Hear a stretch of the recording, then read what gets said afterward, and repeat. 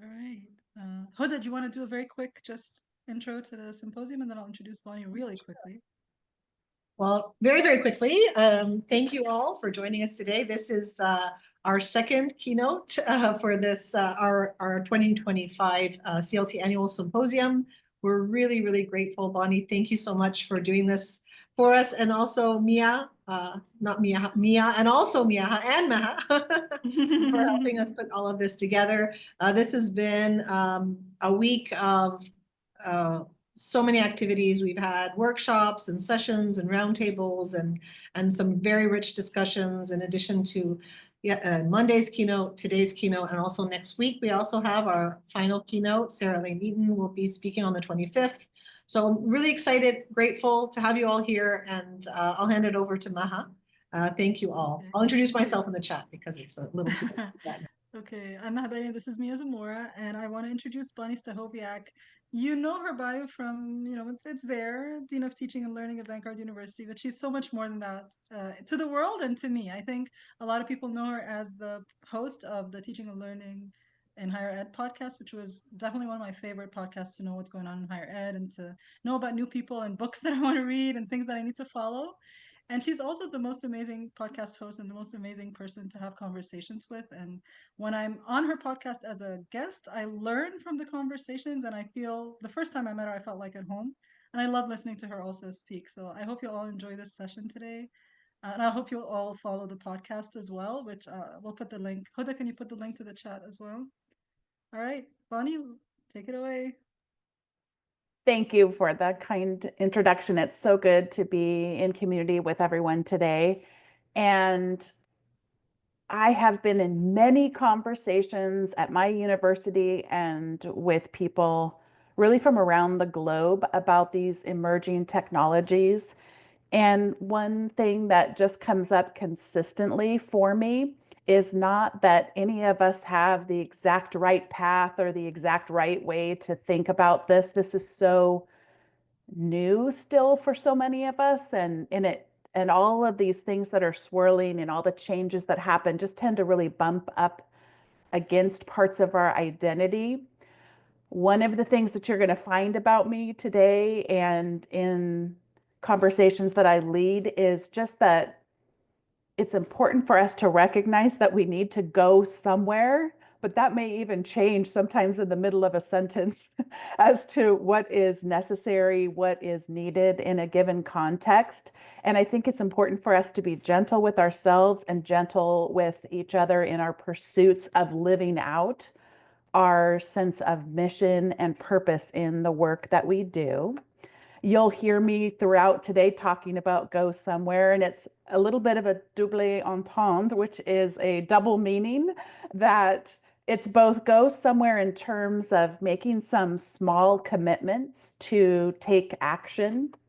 And it also has to do with a card game that I created with the help of many internet friends because I did not know how to create a card game.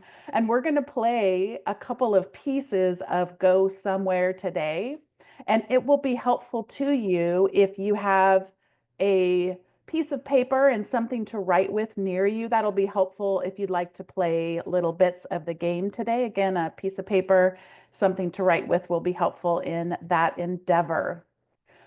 We have all had that experience of getting lost. And I'd like to share about getting lost while someone else was driving. And it was in the city of Miami many years ago, early in my experience of going out to give workshops and talks at conferences. I was still pretty new to the opportunity to sit in a Uber or a Lyft and to download the app and tell it where I wanted to go. I still felt pretty nervous about doing that, even having somebody else drive the car.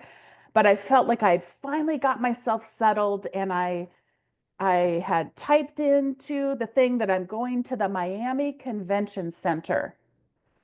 And it was stressful. It's always a little bit stressful every time I share. It feels like such a nerve-wracking thing. I keep wondering if that's going to get over sometime, but so far it hasn't, it's, including today. And so I typed in, I'm going to this place. It's the Miami Convention Center. And I finally felt my shoulders relax. Okay, I'm on my way. Start to breathe deep. So important to breathe and relax. And I still have my phone in my hand, and I start to look, and it'll have that little dot that'll show you where you're going, which can be most of the time very calming. But my dot started to head further and further away from where I thought we were supposed to go. And it seemed like it was taking a little bit longer than I would have anticipated because my hotel was quite close to the Miami Convention Center. Well, it turns out that there are more than one Miami Convention Centers, and I was most definitely not headed toward the one I was supposed to be at.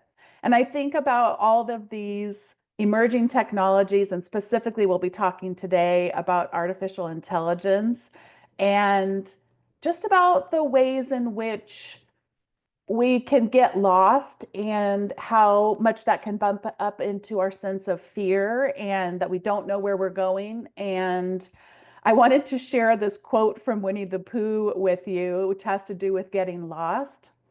I am not lost, for I know where I am. But, however, where I am may be lost. And you're going to see these messages from Pooh come up a number of times, sort of reverberate during our time together. And in fact, I'm even going to encourage you a little bit to get lost and to be willing to experience that ambiguity and be present for it and pay attention to what happens when we do that. I'm going to invite you to take out a mobile device if you have one. You can also do this poll on a computer, but you might have a better experience if you want to try it there on your cell phone, just because it's a separate device. And I'm going to put the link to get this in the chat in case that is easier for some of you to do. And it'll ask you to type your name. You don't need to. You can just hit skip on that part of the process. And I'm asking you and inviting you today to share what kind of Pooh are you? And I have this in an alt text format. I did my best to describe these Poohs, although I do have a question for some of you. Let me get this into the chat, the alt text, and I'll just share it with you. The number one Pooh is has his hands on his ears and is kind of trying to block things out. Pooh number two is sitting in a chair and seems to be asleep. Pooh three has a winter hat on with one of those little pom-poms and is smiling joyfully. Pooh number four is sitting down to eat something. We can only guess honey. Pooh number five has a butterfly on his nose and he's looking inquisitively and peacefully at it. Number six, okay, this is where I need your help. I do not know what's going on with Pooh number six. I'm going to guess, and then please in the chat, if you know what this is in reference to, help me here. It looks like Pooh is maybe trying to crawl into a window and is wearing a costume of some kind that has antlers, and it also looks like his backside is So he's has a hiding face his on it. face, basically, right? He's That's not his squeezing. face. He's squeezing through something, and his bottom it turned into his face. Yeah, because that's the back of his legs, right? He's kneeling, so he's hiding But his have face. you seen this picture before, or you're interpreting No, Pooh? we're just interpreting it, and there's It's two of funny. us, so we think better than when we're alone. Okay. It's funny. Yes. I love this. So that was hard for me to do the alt text on. Number seven, Pooh is looking wistfully and kind of spacing out. We would say that expression in the US, looking out to nowhere.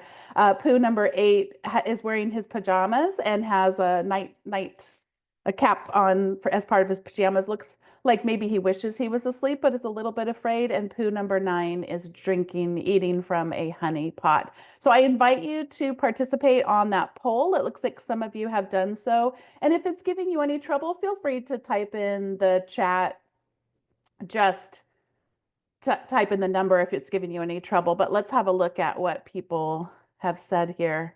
Oh, it looks like we have some peaceful poo bears with the butterflies on your nose. We have someone who's trying to squeeze through something on poo number 6.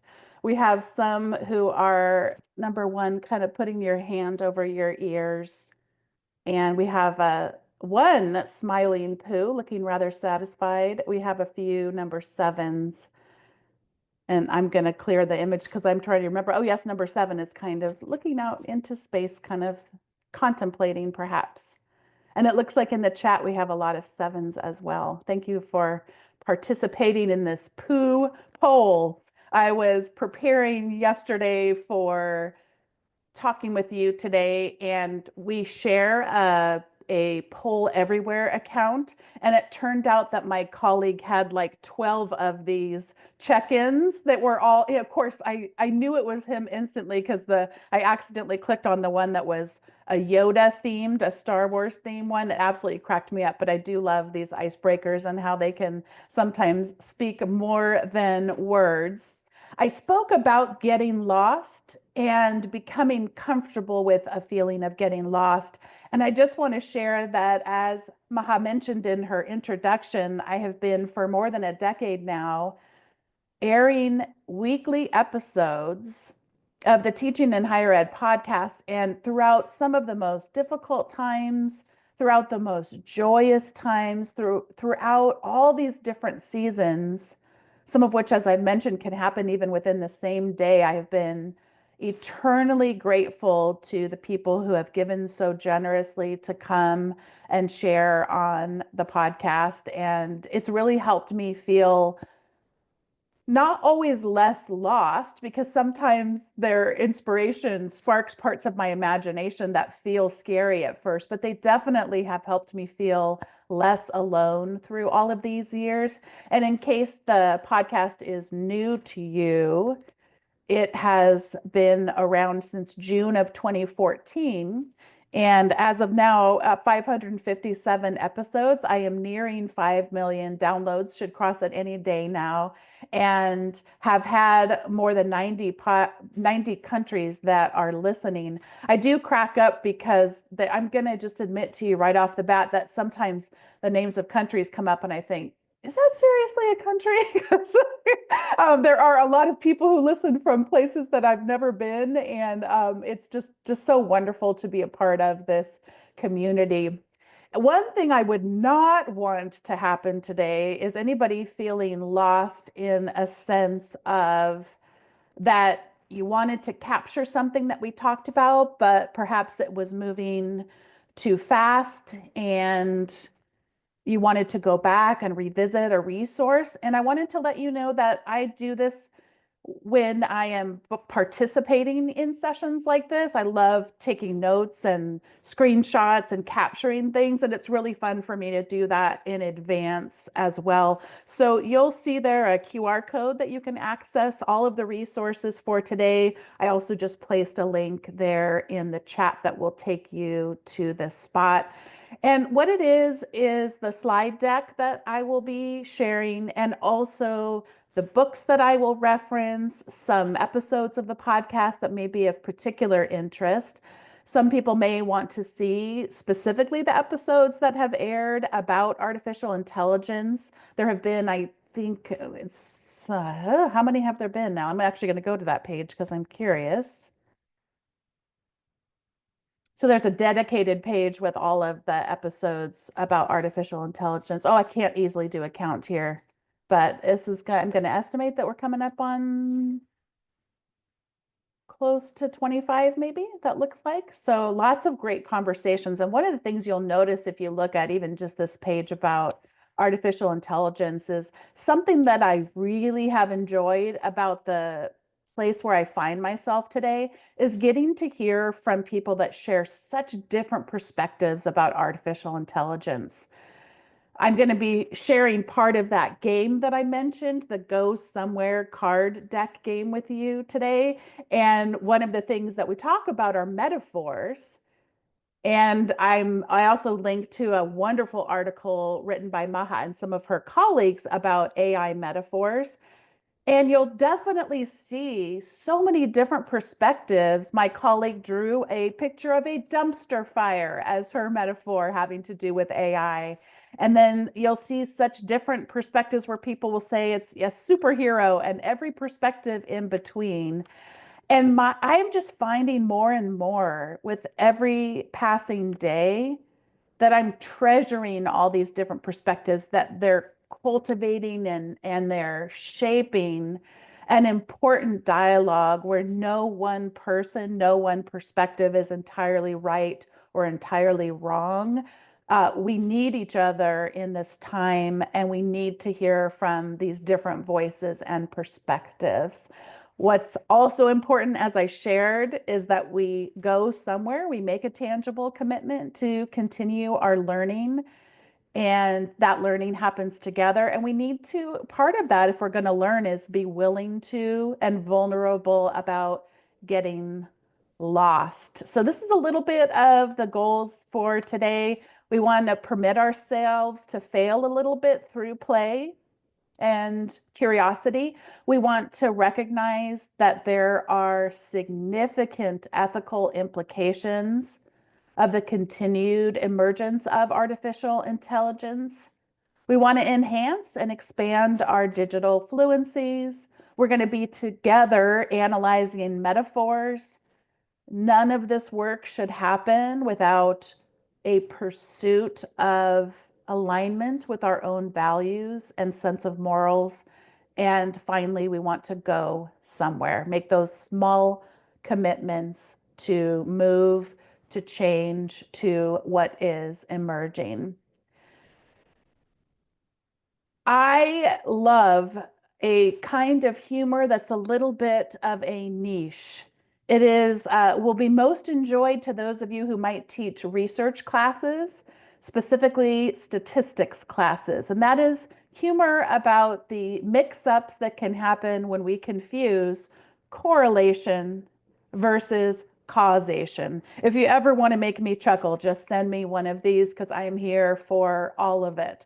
So these are the stories we tell ourselves as human beings. We can get confused between correlation versus causation. And I'd like to introduce you to a researcher who does just that. He has a whole algorithm that he has set up, and he talks about on his website.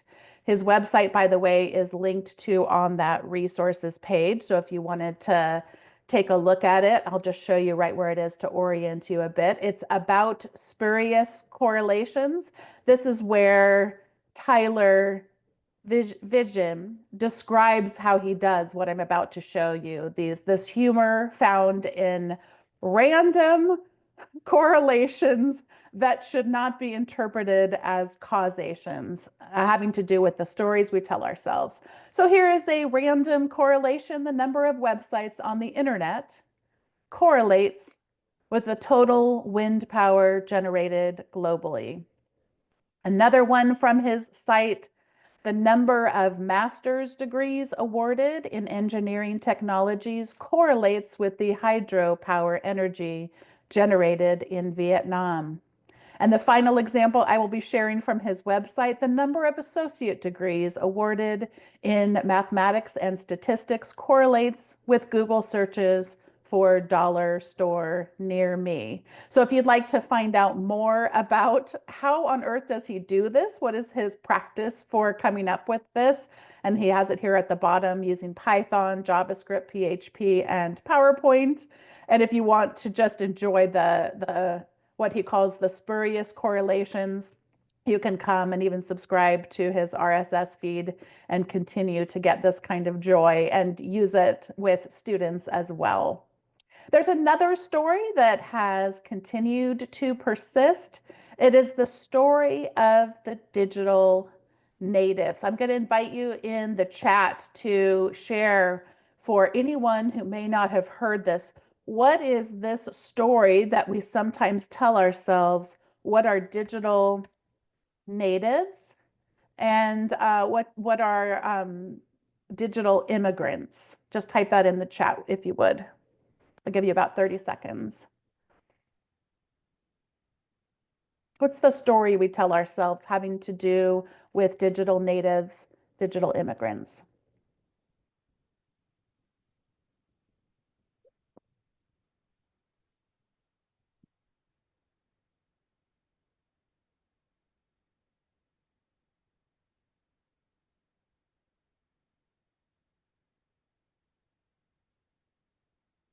Thank you.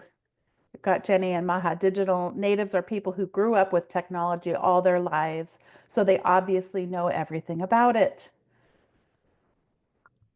Maha writes, the younger people born with tech use it more naturally than those of us who are older and had to learn it. They're natives, older people are immigrants and will never be fluent like natives. Meg shares they know everything about technology or they know nothing about technology. I'm seeing in your answers here that both you've answered my question and you also have began to identify some of the problems with this as a story. And I am going to let you know that if this is a new story to you, that people are questioning this, I'm going to invite you to head to that resources page. You'll see that I've linked a number of videos here. And one of them is from David White out of the United Kingdom.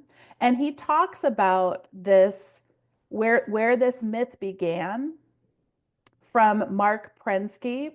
And he shares about in this wonderfully produced video about some of the limitations of this story that we tell ourselves. And I see that some of you have already identified it, but anything that you want to add in the chat with the limitations of this viewpoint that hasn't already come out. One limitation that I already saw identified in the chart is thinking about things in dichotomous ways. You either have technology knowledge or you don't. That's not going to be a particularly helpful way to think about our digital fluencies. Other limitations that haven't come out there in the chat. Limitations to this kind of thinking.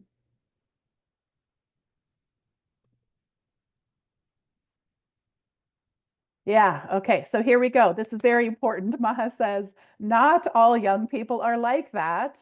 And being born with something means you use it, but not necessarily well or critically. Also, many older people are digitally fluent. So that's a big one. Stepping away perhaps of thinking that gauging these things by age might be a difficult paradigm, and the more fixed mindset that once I don't know it, then that means it's forever more not available to me. And Maha also points out how much even just the words that are used, this metaphor of immigrant versus native is problematic for sure. And as she says, politically charged. Hoda points out making assumptions in general are problematic. We also hear generalization. It's an overgeneralization. It might lead to a self-fulfilling prophecy. Very wise, very wise. Thank you. So one of the things that David White then goes to point out is perhaps another metaphor that may be more helpful to us, and that is a visitor versus a resident. And this is a way of thinking and a framework that he invites us to consider. And I've drawn these probably once a year for years now, ever since I first heard about it. Notice that we're looking at two ends of a spectrum as opposed to a binary. Do I just visit places but leave no trace of myself?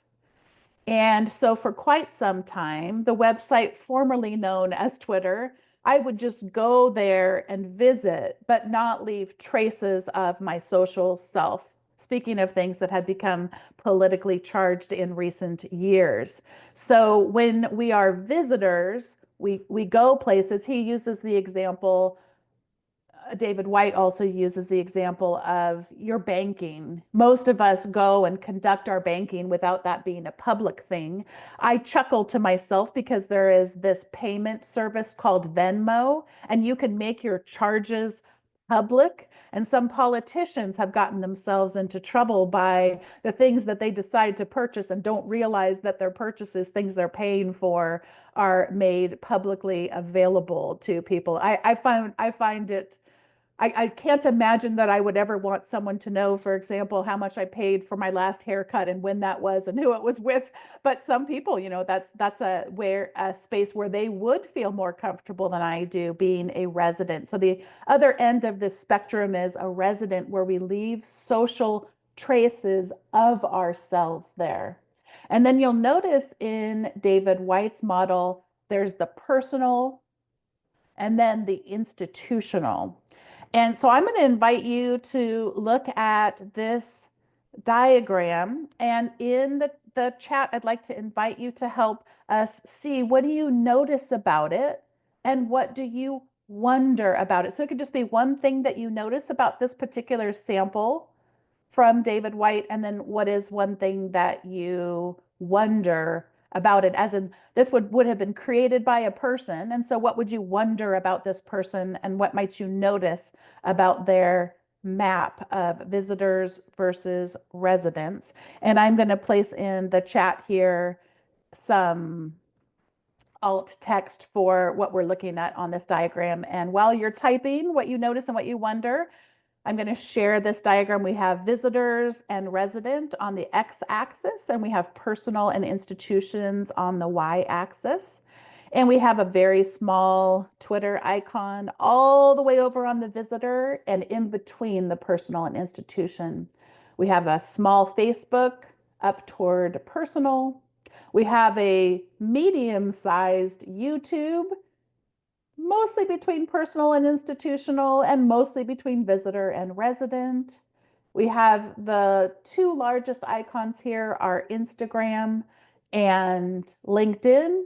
They are both slightly more toward resident, and Instagram is more toward personal, and LinkedIn is more toward institutional. So I've invited you to share in the chat, what do you notice and what do you wonder for the person who created this? So Maha says she noticed different sized logos and wondered if the size of the logos means more use.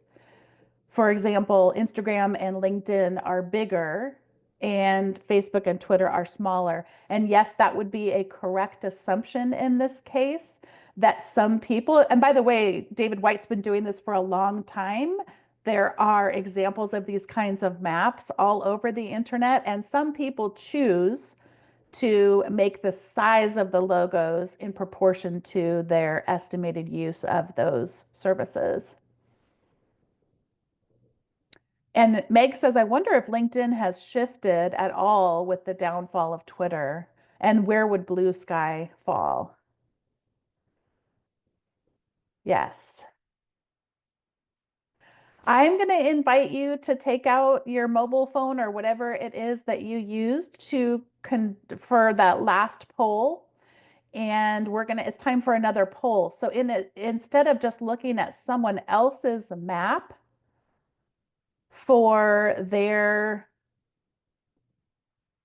particular social media use, we're going to look at Instagram, and I'm going to invite you to tap on this sample for where you would place Instagram in your map if you were drawing one. You can just tap and then hit submit, and I'll put that link here in the chat for those who would like to join us that way instead. It's the same as previous, but I realize not all of you will still have that up. And the QR code is there as an easy access point. So I'm inviting you to tap on this. And if it's easier for you to type in the chat, feel free to just type in, would you be more personal or institutional for Instagram, or would you be more visitor and resident, if that's more comfortable for you to do in the chat.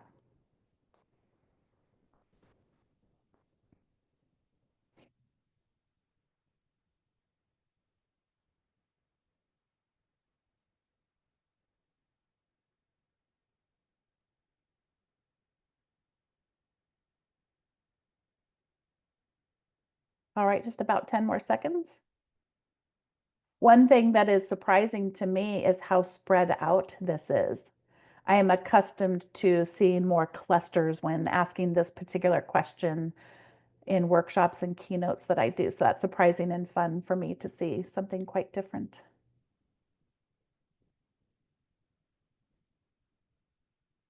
Particularly, I am accustomed to predominantly here in the United States, seeing more of a cluster toward the personal and less on the institutional, and that's an interesting observation to make. All right, I'm going to invite you to do this next one. It should just refresh on whatever browser screen it is that you're using. This one is for LinkedIn, and you're welcome to tap on this one. I'm noticing that Susanna says that she'd like to add that it depends on how many accounts one wants to have and use. For me, Instagram was like one of the, oh, I have to use it because my department started to use it. Yes, certainly there's that pressure to have that social presence in many of our departments, including mine. Susanna, I also recently switched my personal Instagram to a business one purely because it's the only way today to have access to the Instagram API. And my journaling app, of all things, can automatically collect my posts. And then I have a separate archive that doesn't rely on my ongoing use of Instagram. But the only way I can do that today and let that technology work is if I set it up as a business account. So it kind of feels a little bit a funny workaround for me, but one that I'm at least glad is there.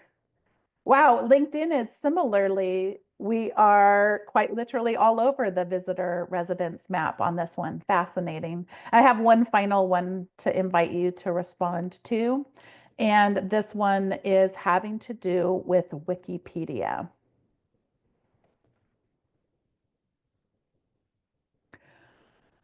Irene makes an excellent point. It's also possible to travel through all the quadrants depending on how comfortable one gets and or the benefits one gets by using it. I so agree with that, Irene. The other thing that happened recently that is getting me to second guess myself on occasion on Instagram is that our likes are now public to others, and we can't even shut that off. And so when I log into Instagram on my phone and I'm looking at things, I see this little, it's 3 different people's profile pictures and recent things that they've liked. And I can tap on that and start swiping through that. So I'm a little bit more mindful of things that I would like when I might not normally have been quite as concerned, since it's so front facing. I've known that likes are at risk of being public, but just not that much in the face on the standard interface that people are using. So this particular question tends to generate a lot of important discussion about this map and specifically about Wikipedia. So I'd like to ask you a question, and let me pull out my annotation tools here. I don't use annotation a lot, but let's see how I do on this. All right, so notice this person's response. I'd like you to type in the chat what we might wonder about, or perhaps even assume about this person's use of Wikipedia. We don't know for sure, but what might we start to wonder about? Do they potentially use Wikipedia? In what way? I'd like to invite you to type that into the chat.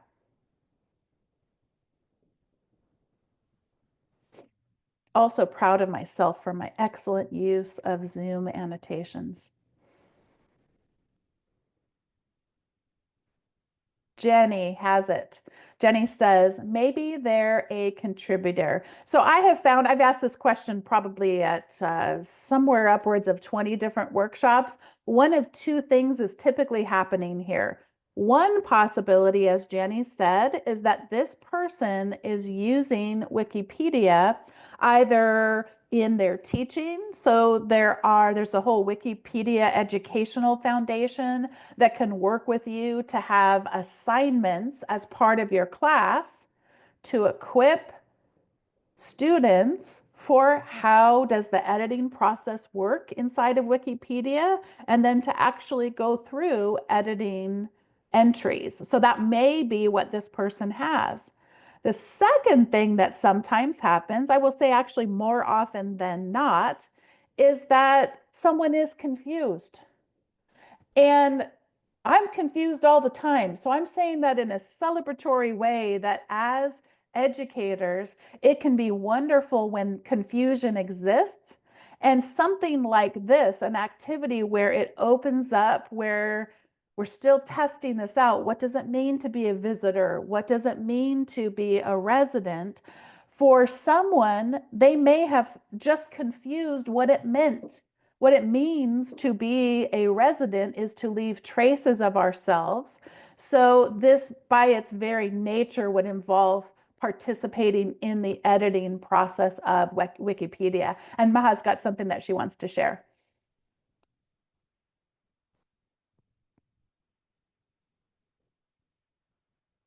And Maha, you are muted, so I'm not sure if you know that. Oh, happens to the best of us. It's all Mia's fault. I love it. Okay, so thank you so much for participating in that. And I want to move us now to more broadly a bit of a conversation about digital fluency. And now I was so proud of myself with my Zoom annotations that now I can't stop. Here we go. Whew. I think I have solved my problem. There we go.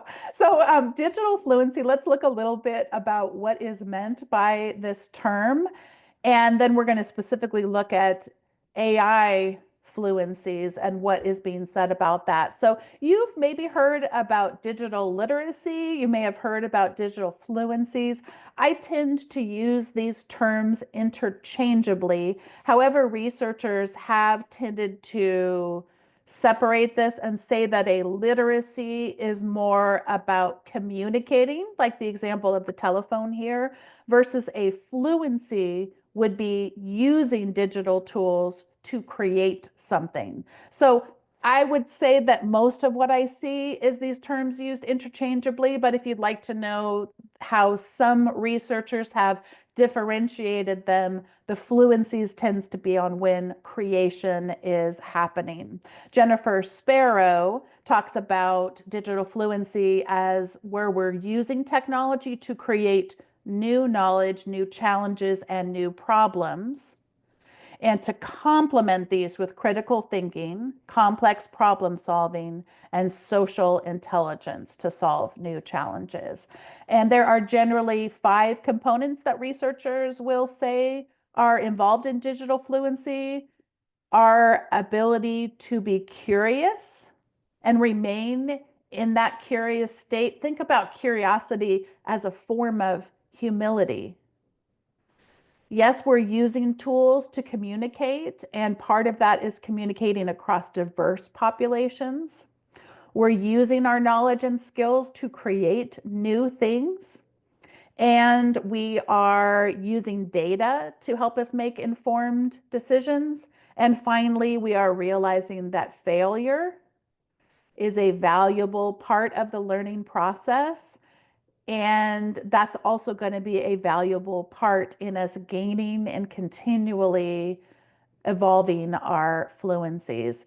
And something that I have been so motivated by is the work of Stephen Brookfield. Stephen Brookfield has written more than 30 books about teaching in higher education. And he talks about this word becoming. None of us are ever done with this work, with learning about technology, with becoming more digitally fluent. So I really love his language of becoming. And rather than saying, like the immigrants and natives story that some of us have embraced in our pasts, rather than framing it in that fixed way, to recognize that we are not done, we're never done, but we are becoming. I invite you to share now in the chat, or if you would like to, in this poll. I am becoming someone who uses technology to. Again, you can type in the poll, which should have refreshed on your URL, or you can just type in the chat the answer to the question. I am becoming someone who uses technology too. And I'll pause for a moment to allow you to respond.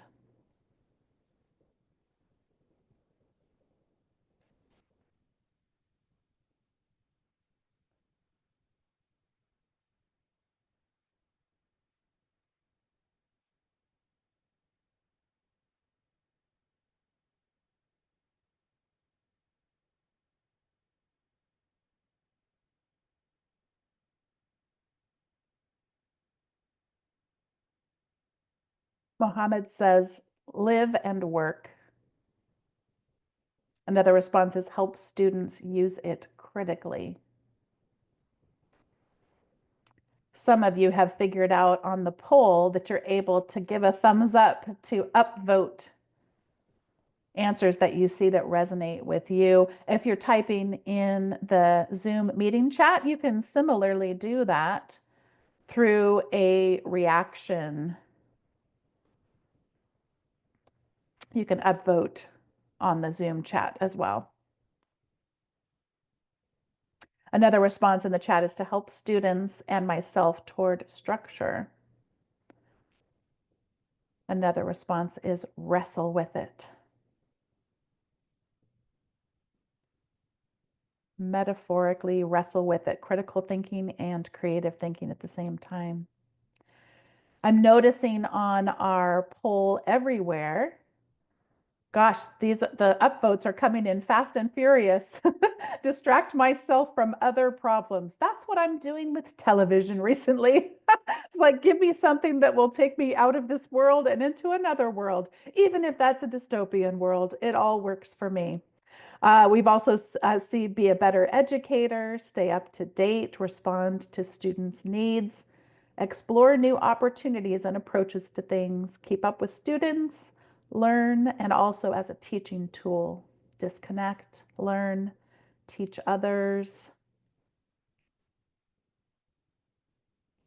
I don't know if I can do that here. I want to give a thumbs up to this, show its limitations.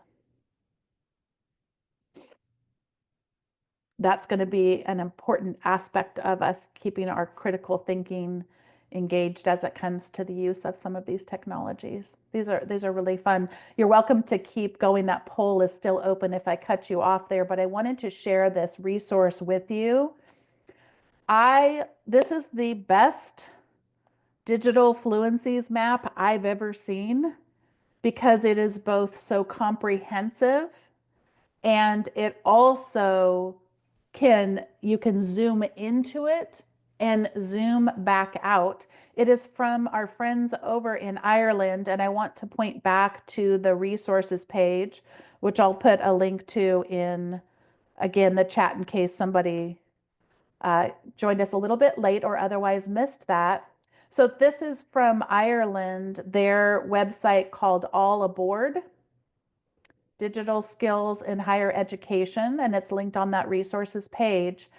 And what it allows us to do is look at a broad view of the kinds of ways we might use technology, and then to identify where along that track we may want to engage to learn more fully. What is it I want to do? Do I want to teach and learn? If I want to teach and learn with technology, then I'm going to have stops along the way, such as presentation skills, presentation tools, VLEs or LMSs. You notice that some of these cross across multiple tracks, such as the LMS VLE on tools and technology, teach and learn, and also on communicate and collaborate. It is a wonderful tool for talking about digital fluencies, and something that I've been surprised by is how well artificial intelligence, I see it as being able to map across so much of this already existing work. I don't see a need for an entirely separate map as if it was, a completely separate thing from technology. It is part of a broader story that has existed for such a long time. And I find it an incredible tool. And And one of the things that they also have in here is a little bit mapped to some competencies and places for getting more information. So highly suggest, if that is new to you, that you check it out. We're going to be focusing a bit more on artificial intelligence now, and someone who I think has said such important things about what is uniquely human is Wendell Berry. He writes, "It's easy for me to imagine that the next great division of the world will be between people who wish to live as creatures." He means that in a complementary way, creatures as unique as humans are, and people who wish to live as machines. And I, like John Ippolito, I like to remind people that there are lots of good reasons why you might be resisting artificial intelligence and might decide ultimately it is not something that you are going to use. And the best resource that I have seen for thinking about some of these issues around labor and human rights, around climate change, things such as data privacy, and so many other ethical issues comes from Leon Furs out of Australia. This is a series of blog posts that he has written that help you or your students to explore this. So it is linked to on this resources page. I cannot recommend it enough. If you're using artificial intelligence, if you are resisting using it, and these are part of your reasons, it is an excellent resource either way. Another resource I want to share with you is an ongoing list of books that you may wish to read. They're not all specifically about artificial intelligence. Some of them are adjacent to that, but vital resources that I invite you to check out if you haven't already. And in fact, if you would like to contribute to this list of books, because I'm sure that I have missed some, I invite you to do the same. This is a Padlet board. You can use that QR code link. This Padlet is also linked to in the resources here for you to come back to later. And the nice thing about the way this resources page is built, by the way, because I'm doing so much of these Go Somewhere talks and I'm finding such great information, is that it can continually update as things get added. And of course, that's the great thing about Padlet boards as well. But if you wanted to add more to the list of books, Maha just mentioned that she wants to add Algorithms of Oppression. If it's not there, under books, virtual corkboard. Here's another way that you could get to this. I'll put it in the chat as well. And she could come here and see if it is here. I don't even remember if it's here. She said she's going to add it. Yeah, it looks like it's not. So then I'm sure that many of you will have things that you could add to this as well. And I invite you to do the same. So let's shift for a bit and look at artificial intelligence competencies. Just like we looked at fluencies having to do with digital literacies, broadly speaking, let's narrow our focus a bit on AI competencies. But before we start on this, I'm going to invite you to, if you are in a place where you can stand up, I'm going to invite you to stand up, and we're going to take a little bit of a stretch break. You can't see me, but I am stretching. See me down here? I am stretching. I'm going to invite you to just stand up for a moment if you're able, in a place where you can do that. If you're driving, this is ill-advised, but if you can, and then I'm going to invite you to do a few shoulder rolls with me.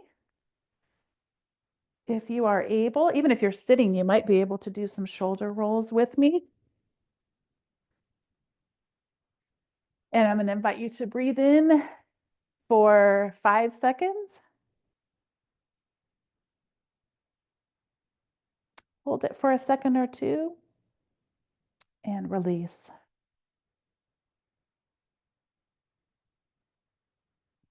All right, 3 more shoulder rolls. 1. Oh, I don't know about you, but mine are creaking. Anyone else have some creaky creaky shoulders going on today? All right. I'm reading this great book about cognitive psychology and just how powerful a little break like that can be for us all. I hope that it brought you a little bit of just a moment to kind of be present with yourself, be present to the moment, and then come back to where we are. I'm enjoying learning from so many people, including people that are part of this community that have joined us today, that just remind me to take those little breaks. So helpful to do. So let's look at AI competencies. One very simplistic framework comes from the business discipline, and it's all business. It says, what do we need to do? How do we map out the skills, the competencies that are needed? Well, everybody needs to know this because it continues to emerge, so we all better know it. People might have specific jobs, such as researchers, such as programmers, etc., where they will be needed to use it as a part of their job. It'll be expected. And finally, there'll be professions, specifically ones in data and AI, where that's really comprising almost the entirety of the job. There's something huge missing with this kind of a competency framework, and I invite you to share in the chat your thoughts on one thing pretty big that is missing from this kind of a framework of what do we need to know about AI.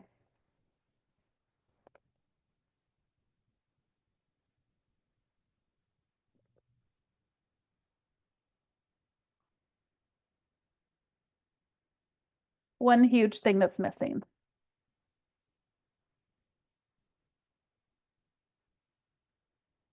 Hoda says a human element.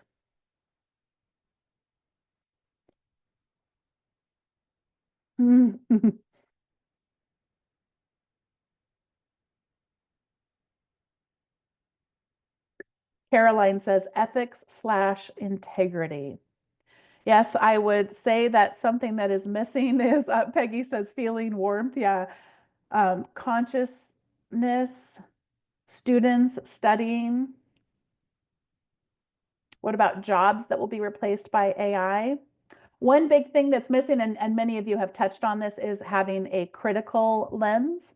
So when we think about AI literacies, any model that doesn't include that, including the ethical components that Caroline mentioned, we want to ensure that if we're thinking about what's going to be necessary, the ethical components need to be there. And so there's a blog post that Maha has written, also linked to on the resources page here, with her critical AI literacy, 5 dimensions here. So yes, understand how it works. Yes, let's think about prompting.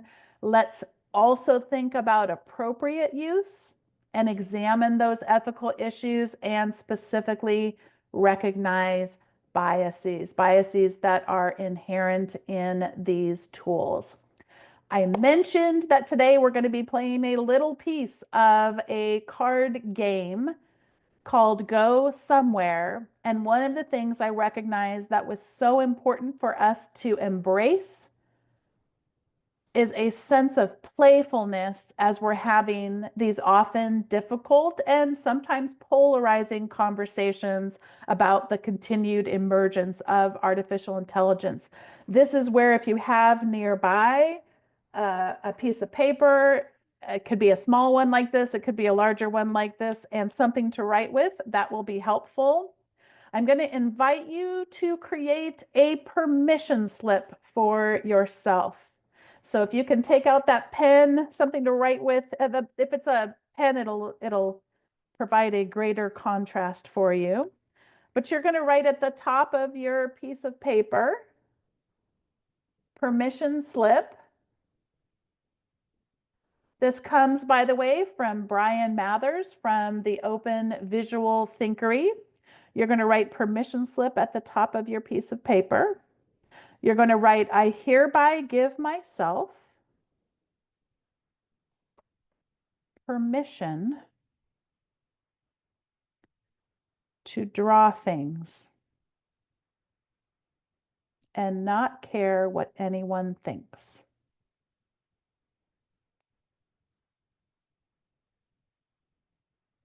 I hereby give myself permission to draw things and not care what anyone thinks.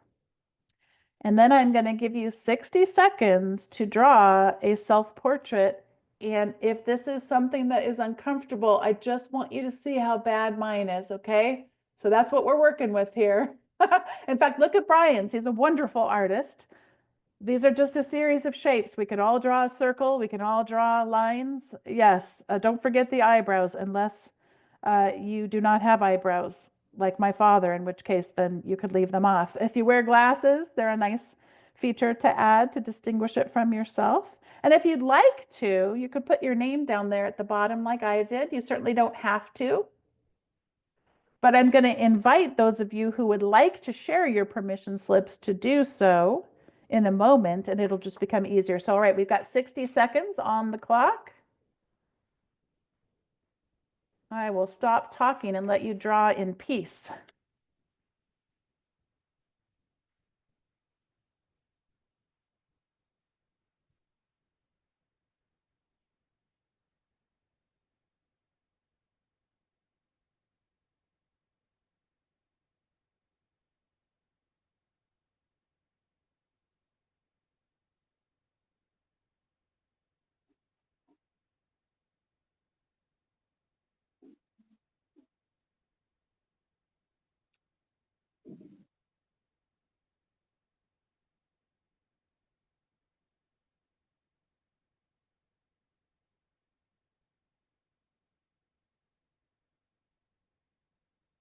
Fifteen seconds.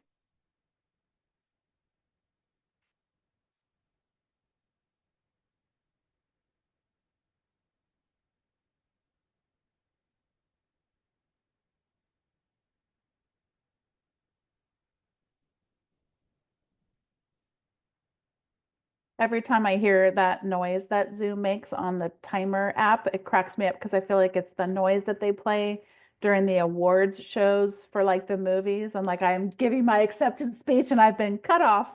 You may no longer speak. So I invite those of you who would like to, you do not have to do this, but if you would like to share your permission slips, including your self-portrait, there is a QR code that will take you over to Padlet.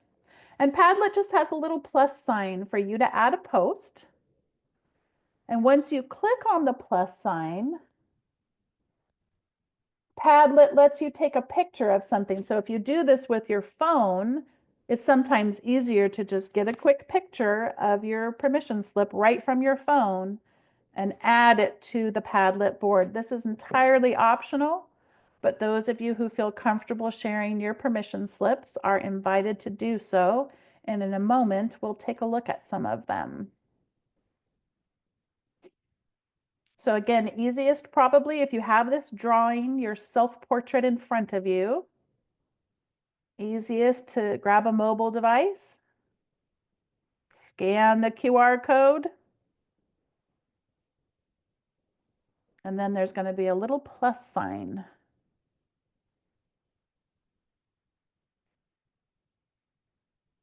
And the little plus sign is going to let you take a picture. There'll be a camera icon. Let you take a picture of your self-portrait, your permission slip.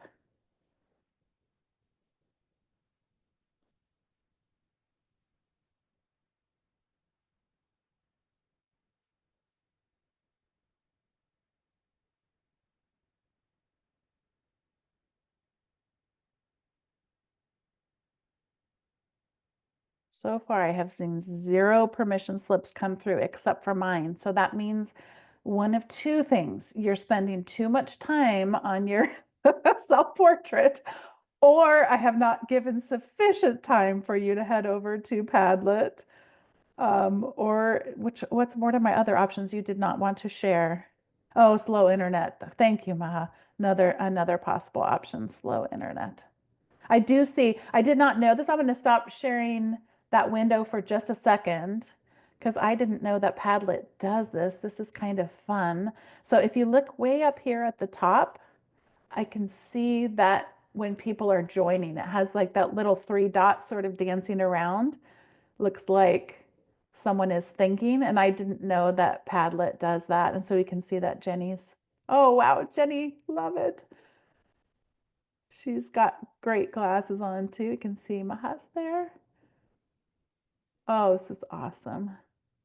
Thank you so much. All right, so that is an optional way to share. And I have played this game, Go Somewhere, at 5 different universities now. And it's a really fun way then for people in small groups, whether it's breakout rooms or whether it's around tables or both, to get to know each other and then to share either share it in the small group or share it in the broader sense too. It's so much fun. And another fun thing that I didn't know about Padlet, I need to actually share the screen or you'll never see this. I also apparently need to stop my timer. I thought I had already done that. All right. Trying to do too many things at the same time. Let's see. All right, I'll worry about the timer in a second. What I really need to do now is show you this cool thing.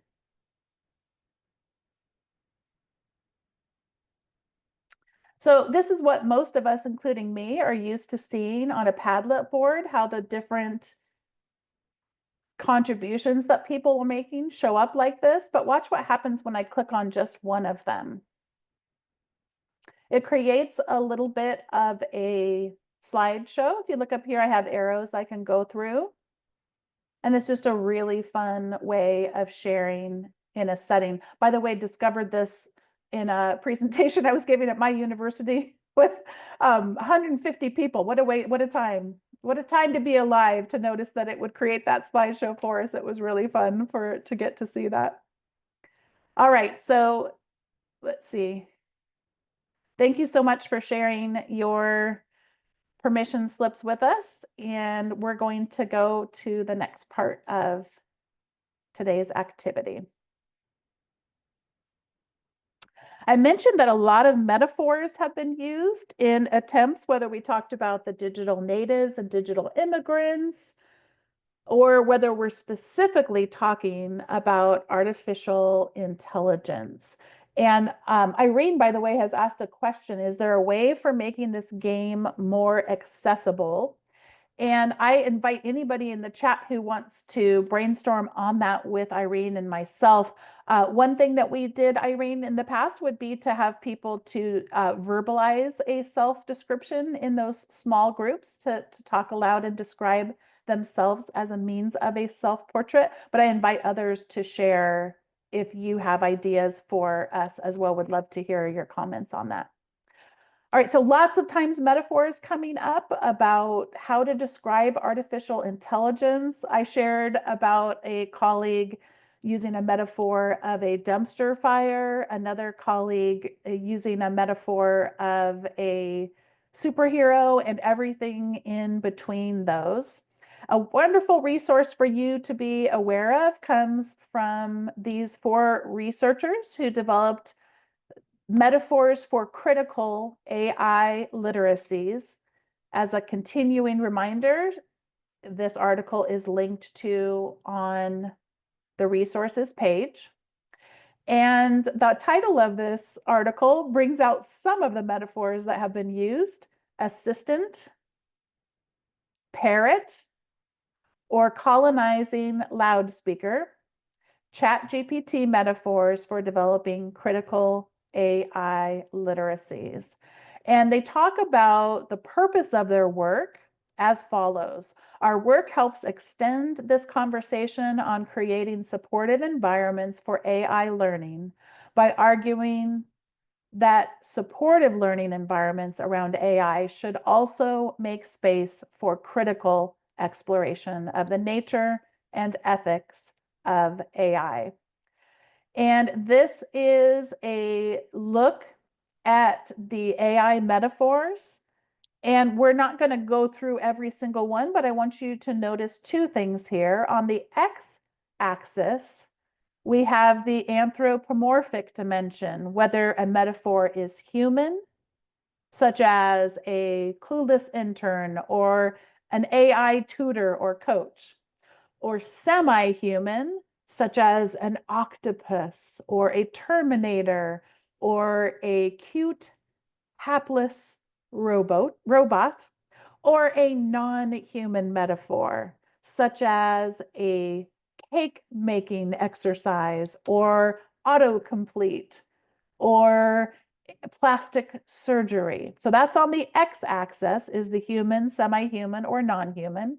On the y-axis, these researchers identified 3 dimensions of literacies: the functional view of AI, how is it used? The critical view of AI, or a more rhetorical view of AI. And I have noticed in attempting to identify in groups such as our gathering today, that these don't always fit in super neat and tidy categories, especially when we talk about the ones that are on the x-axis. But let's look at some of these metaphors. Non-human metaphors, such as a blurry JPEG. And what you're looking at here are some examples of the cards for that card game that I mentioned, in which people can attempt to describe these metaphors and help people guess them, and it invites them to talk more about the underlying values associated with the metaphor's use. There are semi-human metaphors, and this is an example from a movie that is beloved by my generation, many people in my generation, called The Princess Bride. And one of the characters says, "You keep using that word. I do not think it means what you think it means." And this is just the meme of the century, because this is actually a very hard word for me to have learned how to pronounce. I am very proud of myself. Yes, I am. Stochastic. A stochastic parrot is a metaphor that has been used by researchers to attempt to describe an AI that mimics human-like text by predicting words based on patterns without actually understanding the language or concepts. So stochastic is a pattern, but more of a randomized, unpredictable pattern. And then when we think about parrots, they'll say all sorts of things. But parrots don't actually mean what they're saying, because parrots don't understand what they're saying. So you can see that this particular metaphor was classified by these researchers as a semi-human metaphor and fell under, on the y-axis, the critical view of AI. And finally, the last category I'd like to give an example from is a human metaphor of a helper or an assistant. And this would be viewed in more of a functional way, describing how artificial intelligence works to help or to assist. And some of you may be familiar with this movie from 2013. I will be the first to admit I haven't seen it. I've asked people if they thought I should go back and watch it, and most people say yes. So perhaps that should go on my list of watches. But it's become rather famous recently because the voice of the AI assistant that this movie is all about, her name, the AI assistant that is, her name is Samantha. That voice was, the actress who played that role was Scarlett Johansson. And one of the AI companies asked her, "Could we use your voice? Could we use your voice, Scarlett Johansson, to serve as our AI voice?" And she said no. And what did they do? They used it anyway until the threats of lawsuits came out. Yep. They used it anyway. And then the voice even today sounds an awful lot like her, even though they did do some backpedaling there after that. So another metaphor we might use for AI is a human one as an assistant, as depicted in this prescient 2013 movie, Her. So we've talked about going somewhere. And we've talked about the challenges in getting lost. And I'm so grateful for these researchers for helping us think through a bit about how we might use metaphor to communicate about our values and our practices. And I highly suggest that you go check out that resource page, go look at the article, and Maha also posted it there in the chat too, so that you can check it out together. I'm going to give us our second little stretch break here. So if you are in a position where you can stand and join me in this, or even just sit in your chair, maybe stretch your wrists a little bit, do some good wrist rolls. If you are in a position to kind of do some stretching, get some shoulder rolls going. And breaths. Wrist rolls are good, shoulder rolls are good.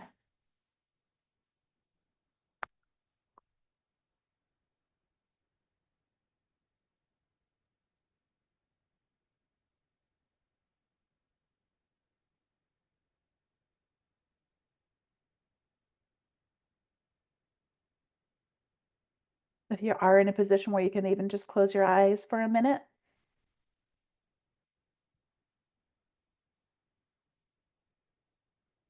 Take a couple deep breaths.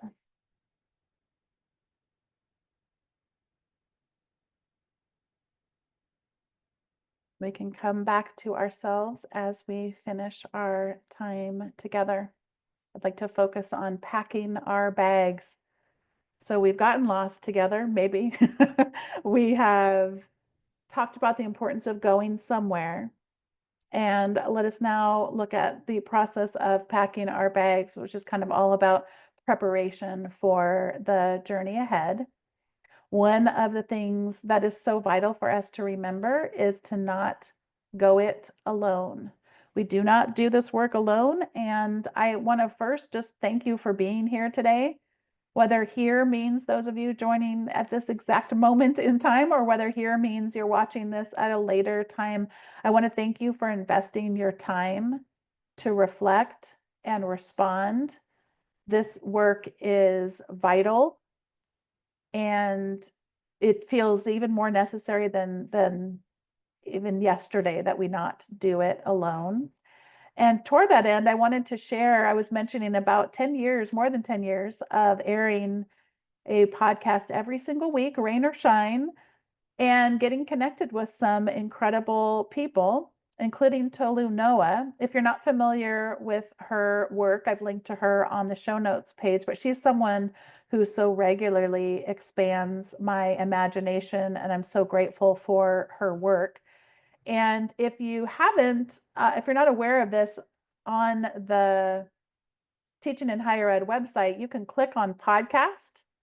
And in addition to browsing by category, you can also search for past guests. So if you wanted to see the episodes that Tolu has been on, for example, you can search directly to that. Or if you wanted to see, when has Mia Zamora been on, you can similarly do a search, and that's another way of connecting with some past episodes by topic or by person. I love what Dave Cormier said on episode 502. He said, the beauty of the creative us is that it is not formed out of a them. Whenever you find a small group of people who are interested in the obscure little thing that you like, you don't have to frame your belonging by making a them. This has reverberated for me since I spoke to him. Gosh, this must have been, I'm trying to do the math here, almost a year ago that I would have spoke to him. And just in the polarizing climate that we find ourselves in, and I so easily can slip into dichotomous thinking about people who think differently than me, is trying to do two things. One is to really connect with people who are interested in the values that I share, but also making those attempts to connect with other aspects of humanity where we can find shared ideas and shared places of footholds where change might emerge. We are wrapping up our time together. I wanted to invite you in the chat to just share what's one thing. And I encourage you to think as small as possible. Don't, we're not changing the world except that we are, but the way that we do it is through small things. Adrienne Maree Brown in her book, Emergent Strategies, says small is all, as in it's the little things that we do, that we commit to and then actually do that can transform our world. I invite you to type into the chat, what's one small thing, one small commitment that you'd like to make to yourself and to others? And I'll just give you a little bit and then we'll close out our time here.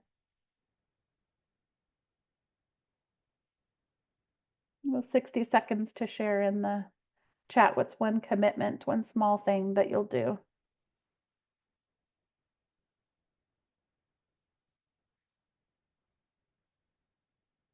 Something you want to reflect more on, something you want to try, experiment with.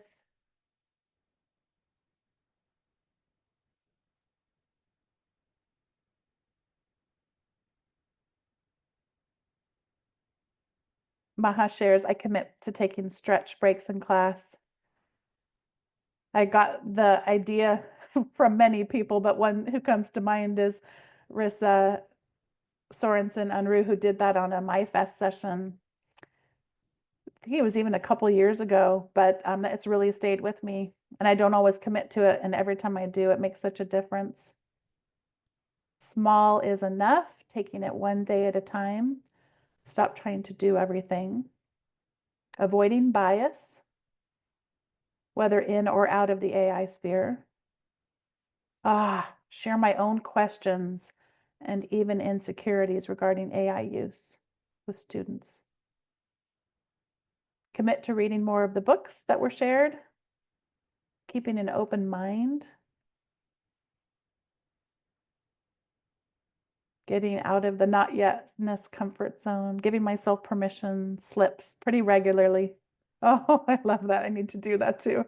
I drew mine last night and getting prepared, just even though I have gathered them, but it was just fun to go through that process again. Brian Mathers has given us a great gift with that. Yeah, anyone else that would like to type a commitment in the meeting chat would be wonderful. I'm just going to share to close out our time together, the idea of packing purpose. So we have gathered with people that we have these shared values with, shared intentions. And finally, this reminder from Parker Palmer about the difficulty of the work that we do as educators. He writes in The Courage to Teach, I am a teacher at heart, and there are moments in the classroom where I can hardly contain the joy. When my students and I discover uncharted territory to explore, when the pathway out of a thicket opens up before us, when our experience is illumined by the lightning life of the mind, then teaching is the finest work I know. But at other moments, the classroom is so lifeless or painful or confused, and I'm so powerless to do anything about it, that my claim to be a teacher seems a transparent sham. When you love your work that much, and many teachers do, the only way to get out of trouble is to go deeper in. We must enter, not evade, the tangles of teaching so we can understand them better and negotiate them with more grace, not only to guard our own spirits, but also to serve our students well. This is my invitation to you to go somewhere and to join together in community to reimagine emerging technologies in higher education. Thank you again for your time, for your commitment today. I'm going to officially close my time, although I see that there is a question in the chat, so I'll be sure to address that, but just going to officially close. I know some of you will have to log off, and I just wanted to, again, thank you and say how much I enjoyed the time together today. And Maha, I see your question about, is the game downloadable? So this is in the US, we'll have our summertime. And this is going to be my delightful summer project, is to not only make it downloadable, but my plan is to have a dedicated website where people can go and can access the game in two different ways. One would be some kind of a digital version of the game that includes actual cards. We would try to work with programmers that I know who could actually create the shuffling of cards. I've talked to some people about it. H5P has a randomizer, but we've all decided a randomizer is not the same thing as shuffling. So we have all these emerging ideas about how to make this both virtual, but also for people who want the tangible part of the card decks. They will be available to download the files. And by the way, they're available today. It's just purely that this website isn't built yet, but I'm happy to share them with people. There's a guy at Louisiana State University that I've given the files to, and he's got them printed as professional cards like I have done as well. So it's going to be fun to have kind of the first person who's done the printing of the decks of cards besides myself. And yeah, so that was a long-winded answer to say more to come. It will be all open access, with the exception that some people just want a place, where can I go to buy them? And I don't have to figure out, what kind of card printer to use, that kind of a thing. So there'll also be a storefront that people can use, but it'll be open access besides that. Yep. Oh, Okay. shuffling is easy. Yeah, ask Laura Gibbs on Google Slides or something. It's more straightforward than you think. Oh, I've seen her randomizer on HTML, like inside of Canvas, but I didn't know about the Google It Slides. changes the Oh, that'll order be of the fun. slides. It is shuffling. Maybe the H5P one isn't, because the H5P one Yeah. probably selects one, but this one does shuffle the actual order of the cards. Oh, I'll totally check it out, because she certainly came to mind as the queen of randomizing. Exactly. Yeah, I'll have to check it out. Thank you. Oh, Hoda, thank you for the kind words about the quotes. So glad. So we still have 5 minutes, Bonnie. Would you be willing to take a question or two? I see people are leaving. I absolutely. think you were winding down, but I think, yeah. Does anybody have absolutely. any burning questions? You can raise your hand or type in the chat. There aren't that many people left, so I think if someone just wanted to unmute, that would probably be okay. Yeah, please.